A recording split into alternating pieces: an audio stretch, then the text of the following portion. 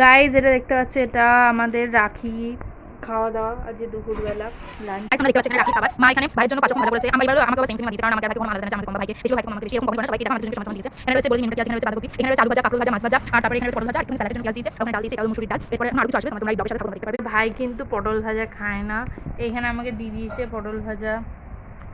আরম্ভ কর ভাই, তারপরে আমি আরম্ভ করব। ডালটা নিয়ে নে। এই দেখো ডাল গাইস। সবার প্রথমে আমি একটুখানি ভাতটা একটু মেখে নেব, এই বাঁধাকপিটা দিয়ে একটু ভাতটা মেখে নেব।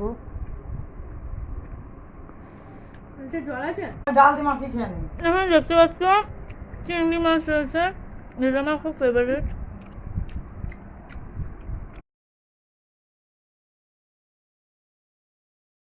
বাঁধাকপিটা এত ভালো হয়েছে, মনে বাঁধাকপি দিয়ে সবটা খেয়ে নিই।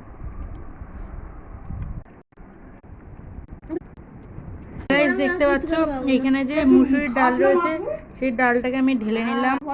ভাতটাকে ভেঙে আমি ভালো করে ডালটা দিয়ে মাখিয়ে একটু নুনের সাথে নিয়ে নিলাম, একটু স্যালাড নিলাম, আর নিলাম কড়া কড়া মাছ ভাজা।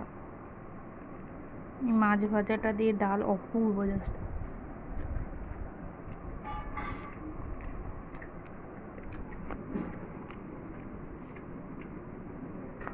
দেখতে পাচ্ছ পেটি মাছ আমাকে দিয়েছে।